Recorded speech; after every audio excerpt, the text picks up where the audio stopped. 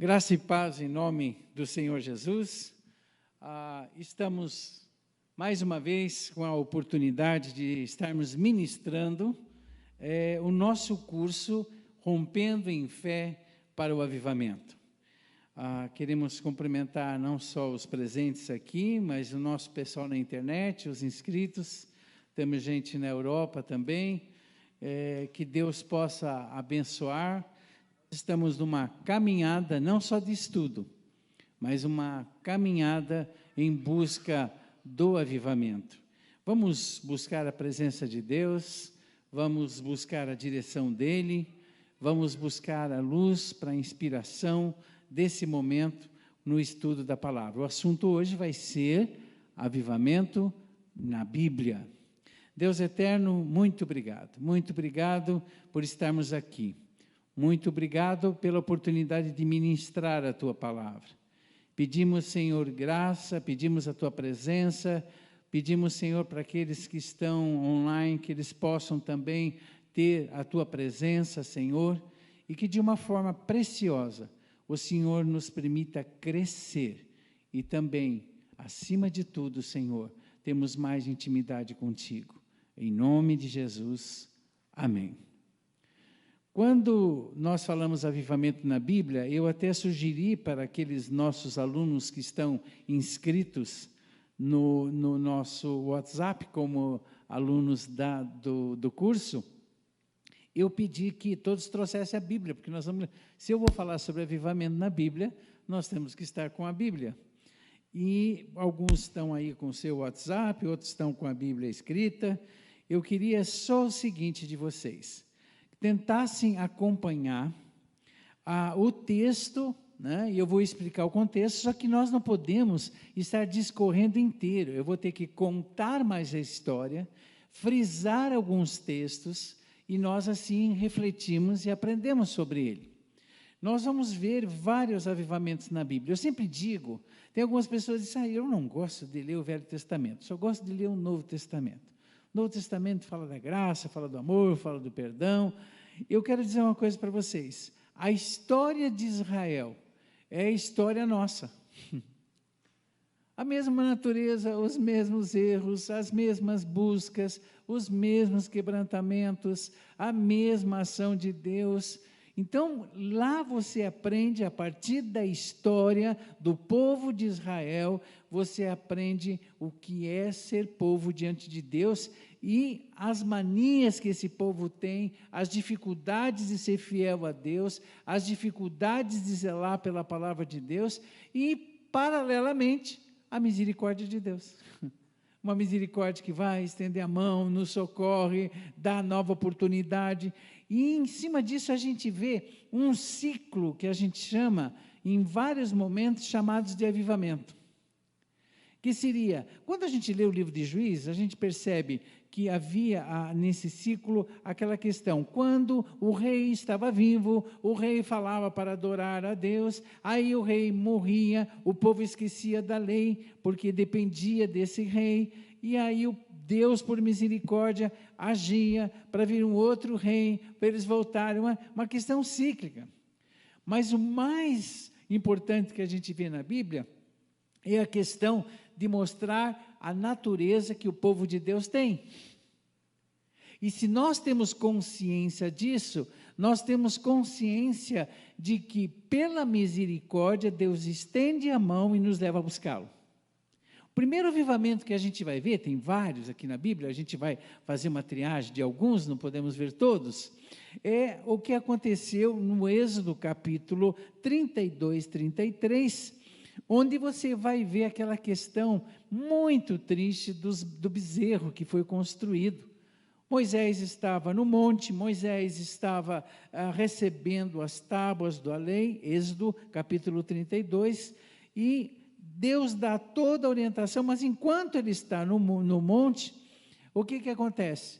Há um comportamento no meio do povo, similar a muitos de nós. Qual o comportamento?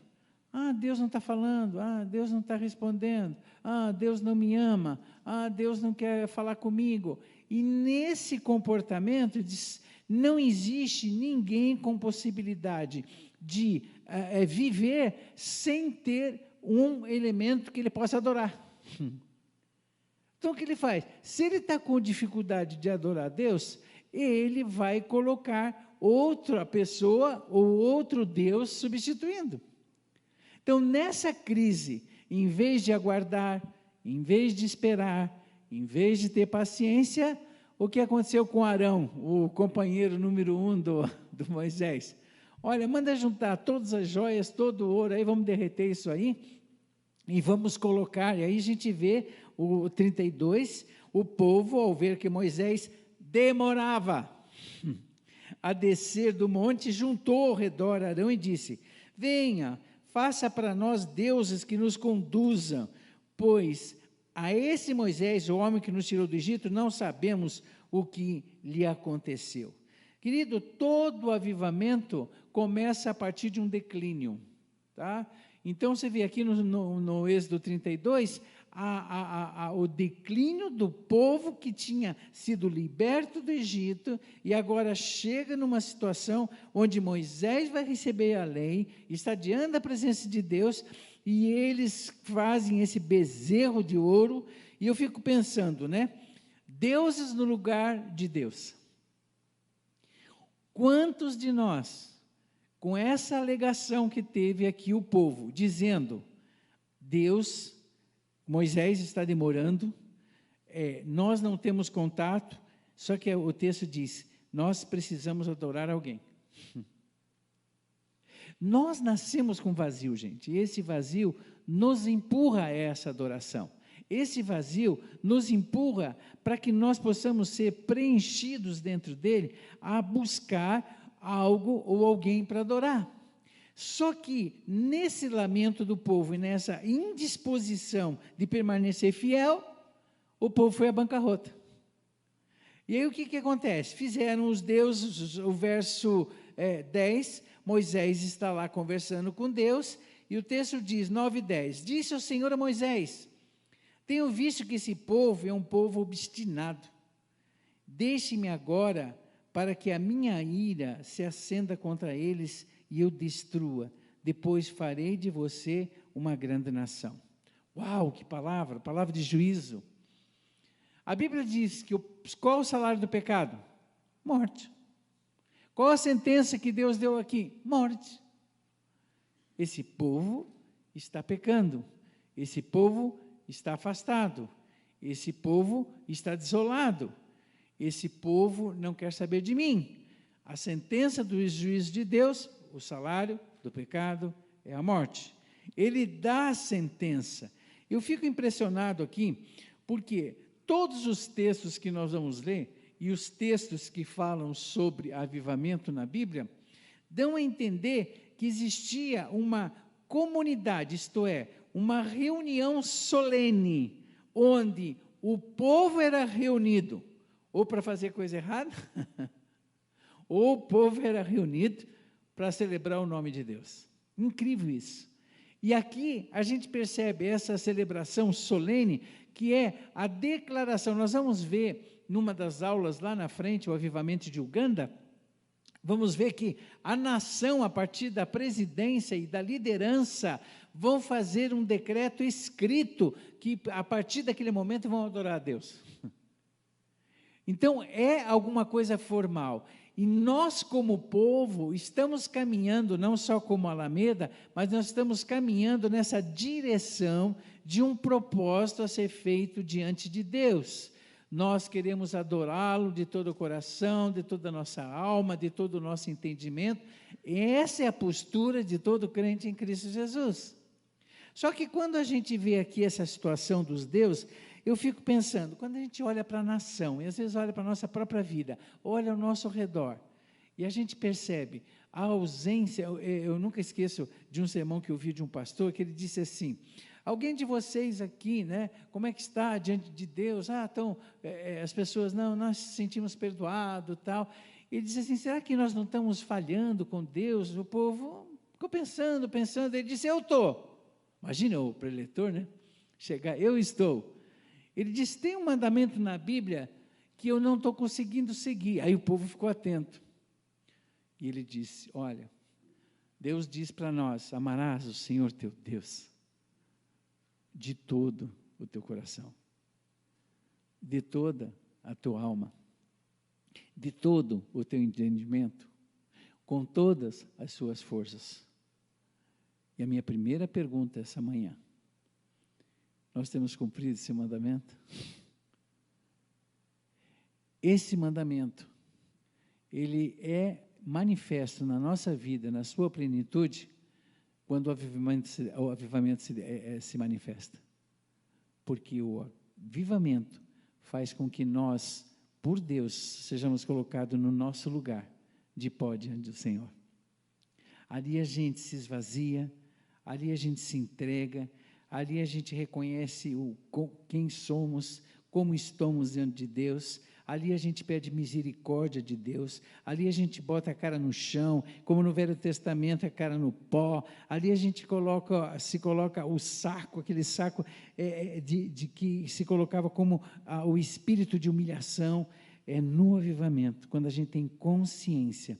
Por isso, eu fiquei pensando, puxa, se eu fizesse uma escala, né, que todo mundo faz dentro de uma pesquisa, né, uma escala que seja de 1 a 10, como é que eu estou com Deus? Eu faria de uma coisa um pouquinho diferente, eu faria com referencial, como é que eu estou com Deus na palavra? Como é que eu estou com Deus na oração? Como é que eu estou com Deus em missões, de falar de Jesus para o meu amigo? Será que a gente poderia agora, ou também aqueles que estão online, você fazer uma avaliação começando com a palavra?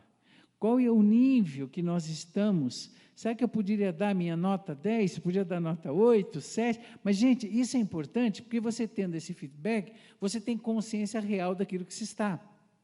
Agora, não é você que vai dizer assim, não, eu estou bem, o que eu estou fazendo? Não, o referencial é Deus, é Ele que diz para você como você está.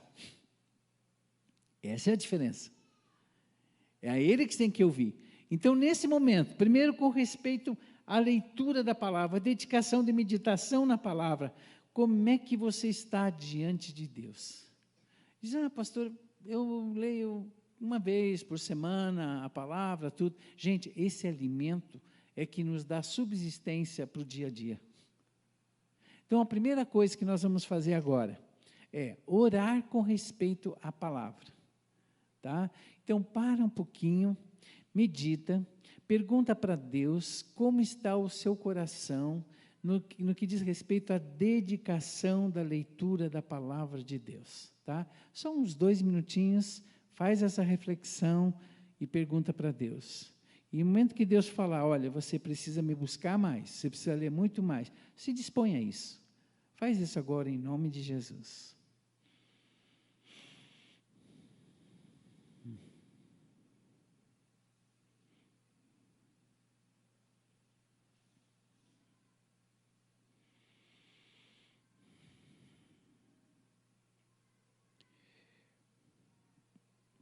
Senhor, nosso primeiro propósito nessa manhã é essa avaliação, Senhor, da nossa vida com a Tua palavra.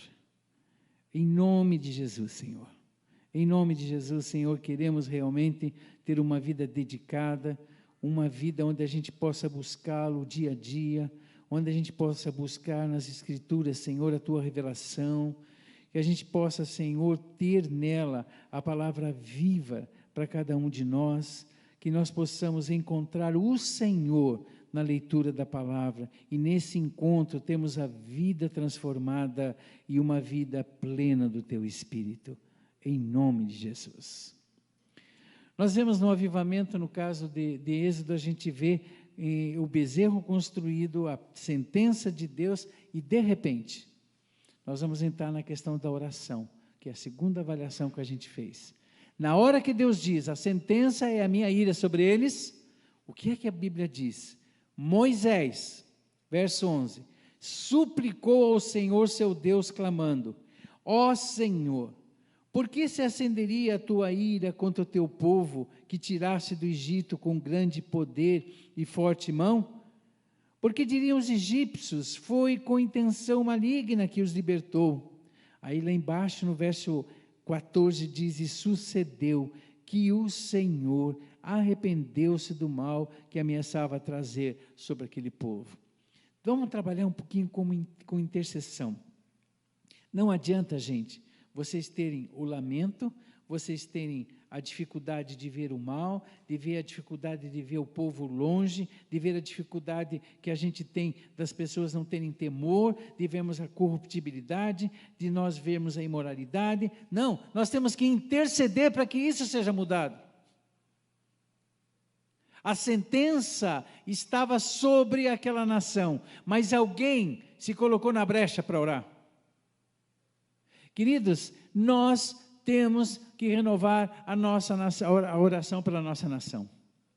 Incrível, gente, se você vai acompanhando os históricos, nós tivemos algumas dificuldades nesses últimos 5 anos, 6 anos, e nessa dificuldade que a gente teve nesses 5, 6 anos, quando a igreja brasileira foi convocada para orar, nós vimos Deus mexendo na nação.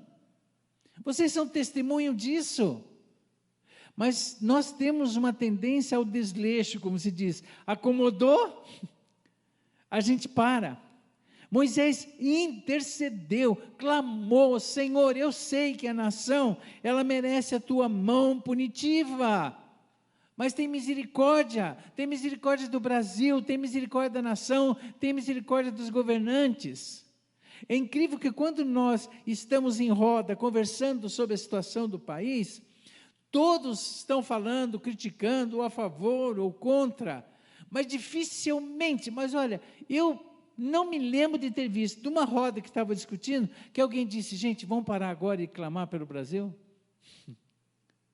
Você fica horas conversando, comentando, dá opinião, eu acho isso, eu sou aqui, eu devia ter feito aquilo. Amados, nós precisamos, você que está me escutando em casa, voltar a botar os joelhos no chão e clamar pela nossa nação, da mesma forma que Moisés clamou: Senhor, tem misericórdia. E Deus disse: não vou tocar nesse povo. Que nós sejamos agora, possamos fazer a avaliação como está a nossa oração. Só que eu vou ser um pouco mais focado. Como está a oração do povo de Deus para um avivamento e para a mudança da nossa nação? Abaixe a cabeça, esteja em meditação e se você tem a testificação, não tem orado pela nação como devia, vamos fazer um novo propósito. Vamos parar um pouquinho, fazer isso agora.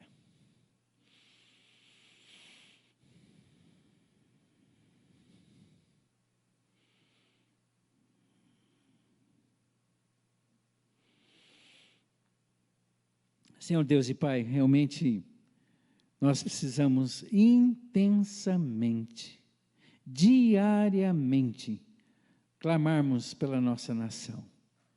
Oh Deus, nos impulsiona com o Teu Espírito, nos leva a clamar de todo o coração, nos leva a buscar a Tua face, a ponto, Senhor, de crermos que a Tua mão poderosa pode cair sobre a nossa nação. Oh Jesus, nós estamos vivendo um tempo de luta, dificuldade, nós estamos prevendo, tem uma eleição, quantas coisas podem acontecer, mas nós queremos clamar pela Tua soberania, para aquela mão de pessoas que realmente possam estar contrários ao Senhor e o Senhor colocar a mão para que o Teu nome seja honrado e glorificado.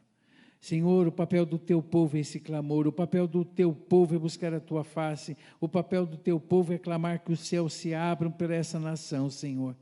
Começa, Senhor, a despertar o Teu povo para um clamor pela nossa nação, em nome de Jesus. Amém. Queridos, no momento que Moisés vivenciou tudo isso, é uma coisa muito bonita que eu gosto do texto, né? Que Moisés estabelece a tenda do encontro. Gosto muito mesmo. Ele estabelece um lugar, um momento, onde que o povo pudesse sair a ideia que Moisés dá sai do meio do pecado, da onde está toda essa imundície, e vá ao Santo dos Santos, vá à tenda e vá ter um encontro com o Senhor. Você precisa desse encontro, eu preciso, você precisa. Vamos ler ali, a partir do capítulo 33 agora, ele diz o seguinte: quando o povo ouviu essas palavras terríveis, começou a chorar, e ninguém usou enfeite algum, isso porque o Senhor ordenara a Moisés que dissesse: vocês são um povo obstinado, se eu fosse com vocês, ainda que por um só momento, eu os destruiria, isto é, vocês merecem morrer. Agora tirem o pecado, tirem os enfeites, eu decidirei o que farei por vocês. Aí Moisés, o texto diz no 7, costumava montar uma tenda do lado do fora do acampamento, e chamava a tenda do encontro. Quem quiser consultar o Senhor, ia à tenda, fora do acampamento. Sempre que Moisés ia até lá, todo o povo se levantava, ficava em pé, à entrada das suas tendas, observando até que ele entrasse. Assim que Moisés entrava, a coluna de nuvem descia e ficava à entrada da tenda, enquanto o Senhor falava com Moisés. Quando o povo via a coluna de nuvem parada à entrada da tenda, todos prestavam adoração em pé, cada qual na entrada da sua própria tenda. O Senhor falava com Moisés face a face, como quem fala com um amigo. Depois Moisés voltava ao acampamento.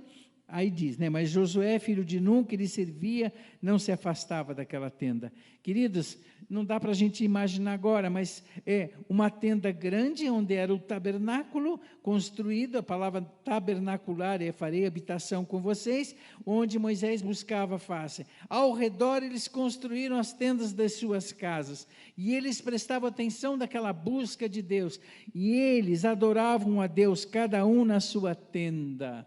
Cada um deles no tabernáculo, o encontro com Deus. A ideia é, eles moravam na tenda, naquela tenda eles buscavam o Senhor. A nossa pergunta hoje, a terceira pergunta: como é que vocês têm buscado a Deus nas suas casas como família? Queridos, eu tenho aprendido uma coisa, eu me lembro, quando eu escrevi o livro 40 Dias Orando em Família, o que Deus colocou no meu coração, é que estava acontecendo alguma coisa nas famílias com respeito à vida devocional e à vida de busca. E uma coisa que Deus me colocou naquela época é que quando você chega numa casa, no convívio de uma casa, você às vezes vê o marido buscando a Deus de um lado, a mulher buscando a Deus do outro, o filho buscando a Deus ali, do outro lado, e esquecem que a unidade espiritual do lar está quando eles buscam a Deus juntos. O que significa isso? O que eu percebi é o seguinte: você pode chegar diante de Deus, você pode orar, e você chega diante de Deus e diz: eu estou bem, graças a Deus, tem misericórdia, minha esposa, ela está fazendo as coisas do demônio, quebra a vida dela, Senhor. Aí vai você do outro lado da esposa: Senhor Deus, esse marido que o Senhor me deu é um peste, sabe? Vocês, cada um de um lado, aí cada um diz: estou bem com Deus, glória. Eu me lembro de uma pessoa que era minha aluna, ela tinha brigado com o namorado, e eu via ela entrar numa sala, e dizia: glória a Deus, aleluia, louvado seja, mas não confrontava. Agora, quando vocês estão juntos em família, um senta do lado do outro para orar, às vezes acontece isso, né? Quando você vai orar, você chega e diz assim: ora você, não, hoje é o teu dia. Vocês não estão bem, né? Então, não, o teu dia hoje é o teu. Ontem fui eu que orei. Ora você, não, vai orar, você orar, eu não quero orar hoje, tá? Então o que acontece? Você é sintomático, é o diagnóstico da situação que vocês estão. Então o tabernáculo, a família reunida, buscando a face de Deus. Queridos, nós estamos num momento tremendo, onde nossos filhos, nossas famílias, saem de dentro de casa para enfrentar situações onde o diabo está matando, roubando e destruindo. Nós precisamos nos unir, clamar um pelo outro, sermos coniventes no que diz respeito à busca e cúmplices naquilo que estamos buscando, a face do Senhor. Eles tinham o tabernáculo, cada um na sua casa, e olhando para o modelo do tabernáculo de Moisés buscando, eles tinham a certeza De noite, a nuvem de fogo. De dia, aquela nuvem. Gente, que gostoso você saber que a sua casa tem esse amparo. E a coisa era tão séria, que todo mundo olhava, se a nuvem se movimentasse, era Deus dizendo, mova-se. Hoje, a instabilidade dentro das casas é tão grande, que as pessoas chegam uma para outra, o marido e a mulher, e ninguém sabe para onde vai, o que faz, o que decide. Sabe, gente, a gente precisa de um avivamento começando dentro da nossa casa. Eu me lembro uma vez, a gente orando em família, aí a minha filha pequenininha foi, eu vou dormir, foi dormir. No outro dia de manhã, ela acordou, a primeira pergunta que ela fez, o que é que Deus disse para a gente fazer? Gente, é isso que precisa ter dentro da nossa casa. A convicção. Pelo lado sacerdotal, os homens que estão aqui, me permitem, nós estamos vivendo uma época onde o homem está perguntando para a mulher, não é que ela é menos ou mais, mas o sentido de sacerdotal. Os homens não sabem mais qual a direção tomar. Todo o esteio, todo o peso da oração caindo sobre a esposa, às vezes sobre os filhos. Eu sempre digo, às vezes, o filho, às vezes vê o pai e a mãe afastado, e diz, não, mas é meu pai e minha mãe. Não, você é o esteio de oração para restaurar esse momento de vida em família. A tenda, tendo sobre si a nuvem. Quando ela se move, vocês movem. Mas precisa buscar a face de Deus isso. Tudo começa como? Começa com a consciência do estado de pecado. A consciência que estou afastado de Deus. Agora, isso vem de uma forma plena se eu pergunto para Deus como estou e não para o outro. Quando eu não comparo a minha vida espiritual com a do outro, mas eu pergunto para o Senhor como que eu estou diante da sua face. Que nós possamos ter na tenda da nossa casa a busca do Senhor. Vamos para um outro avivamento, Neemias, podem abrir lá? Texto de Neemias, capítulo 8. Incrível, esse texto é impressionante, porque ele começa falando que tudo começa com a palavra. Quando você está lendo a palavra, uma vez eu estava tendo uma aula sobre filosofia dentro da introdução bíblica, e o professor falando, ele disse, olha, existe algo na Bíblia que é um segredo que você precisa saber. O que é inspiração, disse ele? O que é eu dizer, o que significa a Bíblia foi inspirada? E disse, a Bíblia, ela foi soprada por Deus, mas ela também sopra Deus. E isso me faz lembrar uma experiência, eu cheguei a contar, acho que numa das devocionais, de uma vez que eu fui num congresso de portas abertas, ouvi uma missionária que tinha chegado dos Estados Unidos, e ela, naquela manhã, pregou sobre o Salmo 119. Você imagina num culto, a hora que o pastor diz, vou pregar sobre o Salmo 119, todo mundo vai embora, o maior salmo da Bíblia, né? Esse culto vai acabar, que horas? E ela pregou sobre todo o Salmo 119, dizendo o que é que a Bíblia pode, a palavra de Deus, produzir no seu coração e na sua vida e na sua família. E é incrível que ela foi pregando, quando ela terminou de pregar, aconteceu algo que eu chamo o avivamento pela leitura da palavra. Uma senhora de idade levantou, e ela foi à frente e pediu para dar testemunho.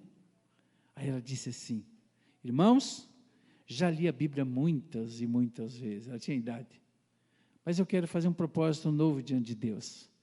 Eu vou começar a ler a Bíblia para encontrar a face de Deus. Esse é o diferencial. Esse é o grande diferencial que produz o avivamento. Aqui aconteceu o que eu falei dessa mulher. Esdras e Neemias, 2 nomes contemporâneos do pós-exílio. Um levantado por Deus para construir a muralha de volta. O outro como sacerdote, pegando a palavra de Deus, colocando diante de um povo, não adianta construir muralha, não adianta a força humana, não adianta os recursos humanos, se a palavra de Deus não for o comando. E aí nós vemos aqui a leitura pública da palavra, reunião solene, reúne todas as pessoas. Gente, todos os domingos ou sextas que vocês vêm aqui, vocês ouvem a palavra, mas o que ela produz em vocês? O que a palavra produz em vocês? O que ela produz em mim? Olha que lindo. Eu tenho como um só homem na praça. Eles estavam ali na Porta das Águias, em Jerusalém. Esdras pega o livro da lei e ele começa a ler. Verso 5 diz: Esdras abriu o livro diante do povo, e este podia vê-lo, porque ele estava sentado num lugar alto. A ideia que a gente vê é como fosse púlpito. Ele tinha algo onde ele botou, ele estava atrás, ele estava num lugar mais alto, e ele estava lendo, e toda a comunidade, homens, crianças, estavam ouvindo. E naquela disposição de ouvir, aconteceu o seguinte: ele abre o livro, né, e Esdras louvou ao Senhor, o grande Deus, o todo o povo, e ergueu as mãos, dizendo: Amém, Amém. Verso 5. Então eles adoraram ao Senhor, prostrado com o rosto em terra. Eu fiquei pensando aqui, vou ler as Escrituras, o pastor vai ler as Escrituras, vai pregar. Antes de pregar, adoração, louvor, na presença de Deus. A gente percebe que o culto caminha dessa forma? Você tem um momento de adoração, né? Você tem um momento de louvor, tanto é que às vezes o pastor chega e diz: olha, não preciso nem pregar, né? Porque o Espírito de Deus está na adoração e está no louvor. E aí a gente vê todo esse ambiente acontecendo e ele ainda não leu, mas o ambiente está ali, e esse ambiente é preparado para a leitura. O que eu quero dizer com isso? Adoração e louvor. Não leia a palavra só para conhecer e ter no conhecimento na sua cabeça do que está escrito nela. Ela tem que mexer para a sua vida, de alguma forma. Quando eu falei do Salmo 119, no Salmo 19 você descobre como ler a Bíblia também, tá? Lá diz: Senhor, desvia os meus pensamentos da vaidade, porque agora eu vou discorrer na tua palavra.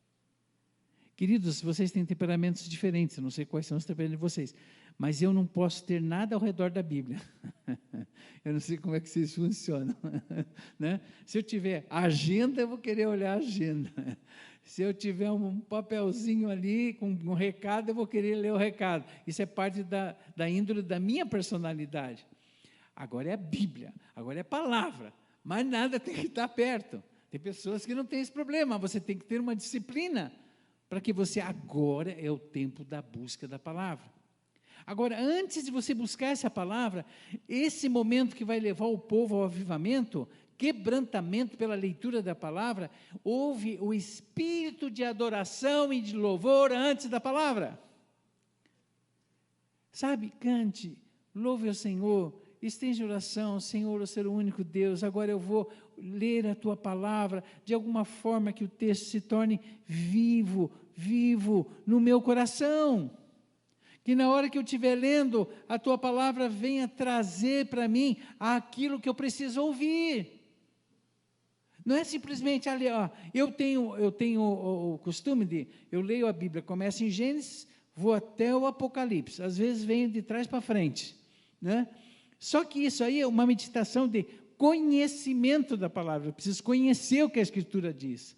Só que tem um detalhe, eu demoro anos e anos, por quê? Porque Deus vai falando, eu tenho que tomar nota, tenho que escrever, amém por isso. Mas o que não pode, a gente simplesmente lê para conhecer, se esse conhecimento não vai produzir a vida que o nosso coração precisa. Por favor, vamos estar avaliando diante de Deus. Veja, ele leu, e o texto diz que no momento que eles estavam louvando, dizendo amém, começou a haver um quebrantamento, o povo se prostrou em terra, e ele começou a ler o livro. E quando ele estava lendo o livro, agora eu fiquei imaginando, né? Imagina o pastor, está lendo o texto, e o povo estava de joelho, quebrantado diante da palavra, no momento da leitura desse texto. Então, há uma ação que a gente vê, que é uma ação de vida e de avivamento ocorrendo. Daí o momento que houve o quebrantamento, que a palavra de Deus se manifestou, ele disse: nada de choro agora. Por quê? Porque houve a palavra de Deus efeito na vida deles. Queridos, 3 horas lendo a Bíblia, 3 horas o povo confessando, e o texto do capítulo 9 diz, sabe quanto tempo durou isso? 24 dias. 24 dias. Lendo a palavra, o povo, Deus falando, o povo quebrantado, o povo se arrependendo. Lendo a palavra, o efeito da palavra sobre a vida deles. Se vocês lerem aqui o capítulo 9, no 24º dia do mês, 24 dias, os israelitas se reuniram, jejuaram, vestiram pano de saco e puseram terra sobre a cabeça. Os que eram da ascendência israelita tinham se separado de todos os estrangeiros. Aí o texto diz que eles oraram pela maldade também, não só deles, mas dos antepassados. Eu não vou trabalhar aqui sobre maldição hereditária, né? Mais ou menos o texto dá essa margem aqui, que eles tiveram consciência. Mas eu vou dizer uma coisa para vocês, que eu achei incrível. Quando eu estudei e vi o filme do avivamento em Uganda, a declaração que vocês vão ver, ele faz o seguinte, o presidente, a esposa do presidente lê uma declaração escrita, como foi feito aqui de adoração solene, e essa declaração, ela diz assim, perdão, Senhor, porque durante 1000 anos, nós adoramos o demônio, Satanás e os feiticeiros. Hoje, nós declaramos a quebra de toda a legalidade satânica. E a partir de hoje, como nação, nós declaramos Jesus como nosso Senhor. Então, na verdade, vocês podem orar sim. Senhor, no passado, meus familiares não te adoraram tudo, eu quero botar um basta nisso, que a partir de agora, da minha geração, eu possa ser alguém como instrumento da adoração do nome de Deus. A palavra foi lida, gente. A palavra produziu quebrantamento. A palavra produziu confissão. E nessa confissão, propósito de vida. E nesse propósito de vida, gente, eles disseram, Senhor, nossos antepassados pecaram, fomos frutos e nos tornamos escravos, e agora o Senhor nos libertou. Todo esse avivamento de Esdras fez com que o povo retornasse ao Senhor. Nós temos mais ou menos uns 8 avivamentos para ver. O nosso horário está terminando, e eu gostaria que vocês, que não fazem parte do grupo, né, pudessem ter inscritos, quais são os textos que nós vamos caminhar, porque semana que vem nós vamos continuar com o avivamento na Bíblia, e vermos até chegarmos ao avivamento do Pentecostes em Atos, e vermos o que é que Deus quer fazer na igreja Alameda.